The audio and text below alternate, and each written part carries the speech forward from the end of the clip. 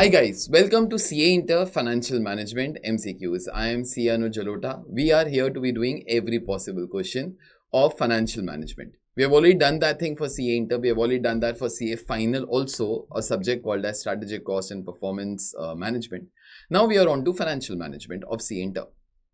Just before I start, all our lectures of CA Intercosting of my previous batch are coming on YouTube on every Saturday, Sunday at 9 p.m. Okay, ensure to watch them and spread it to the students who still have to be giving their CA Inter exams. It's absolutely free. You get complete soft copy.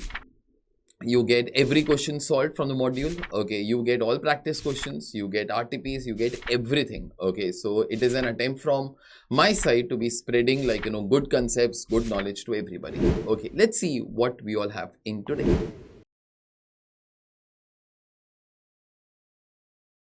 Financial leverage may be defined as, financial leverage may be defined as, give me the four options please. Use of funds with a product cost in order to increase earnings per share. Okay, use of funds with contribution cost in order to increase earnings before interest and taxes. Okay, use of funds with a fixed cost in order to increase earnings per share.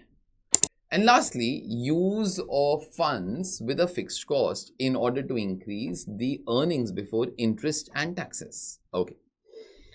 Now, before I'll be proceeding, few small things and few things in detail. What do you mean by financial leverage? Financial leverage is nothing but financial risk. Financial risk arises due to presence of fixed cost. Okay, which fixed cost? Financial fixed cost. So, financial fixed cost means interest and preference dividend. Now, interest and preference dividend always come after EBIT. They don't come before EBIT. They come after EBIT. Okay. If you all understand that kind of a thing, then you all will understand that option number A and option number B might not be correct, because in part number B, you all have something called as contribution. Okay. And in part A, use of the funds with a product cost. Product cost will mean the variable cost. Okay. In order to increase earnings per share. Now, these are all the things that come before EBIT. We are interested in all the things that come after EBIT. In case you have guessed the answer, this is the time to be commenting below.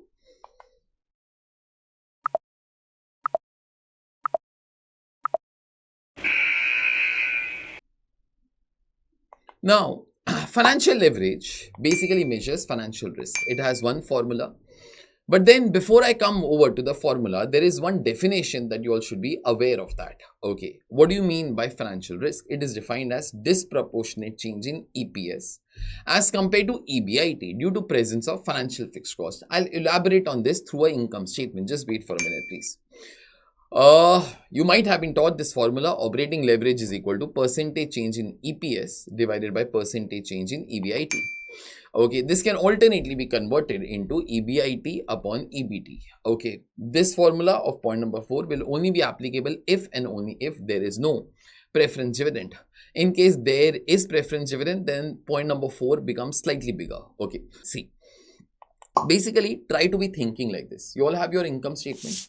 Now, income statement originally starts from sales minus variable cost will give you contribution minus operating fixed cost will give you this. That is nothing but EBIT.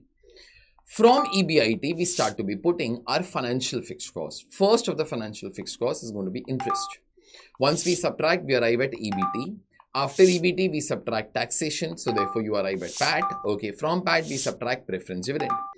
And you arrive at profit for equity. Profit for equity, we divide by number of equity shares, and there you have your EPS.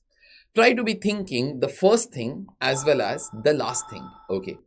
So therefore, financial fixed costs like interest and like preference dividend basically impacts your EBIT and EPS. Okay. So try to be thinking, if I start from EBIT, your EPS gets impacted because of two things, beta. Which two things? One of them is interest, one of them is a preference dividend. If you ever try to be thinking this, if there was no interest, let's cut out interest for some time. If there was no preference dividend, let's cut out preference dividend for some time. Whatever will be the change in EBIT will also be exact same change in EPS, because then there will be no fixed cost.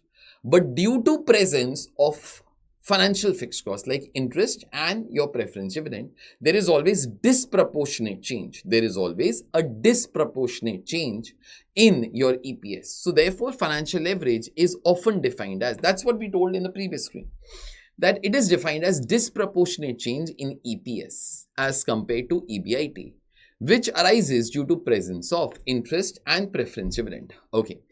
So one last time, if there was no interest, if there was no preference dividend, whatever is the percentage change in EBIT, suppose if EBIT will rise by 50%, even EPS would have increased by 50%, but that does not happen. Why? Because there is interest, fixed cost. There is preference dividend, again a fixed cost. So if ever EBIT will increase or decrease, beta, these costs will remain constant in middle, and that is why risk comes. Okay, so now out of the 4 options, A and B, in any case we all had crossed them out. Financial leverage may be defined as, let's see part number C, use of funds with a fixed cost. Funds means either debt or it will be preference shares. They all have fixed cost, correct? In order to increase earnings per share, actually it could be increase or decrease also, but there is no option to decrease in this entire thing. Okay, so therefore, I guess C will be making the maximum amount of sense over here. Use of the funds with a fixed cost in order to increase earnings per share. Do remember, interest and preference dividend will impact your earnings per share. Whereas if you all see point number D, okay, those guys have written in order to increase EBIT. No, in fact, financial leverage starts with keeping EBIT as constant and tries to be discussing the impact on EPS from EBIT. Okay, so therefore, out of all the options, answer should be C over here. Use of the funds with fixed costs in order to increase earnings per share. That should be the correct answer. Let's check it out. Yeah, that is the correct answer. That's it from my side. This is all done. In case you wish to be watching all the MCQs that you all have put so far in financial management, do check out this QR code. Okay, it'll take you to a playlist that has every possible question that you all have put so far. Let's see each other in the next lecture. Till then, take care. Bye.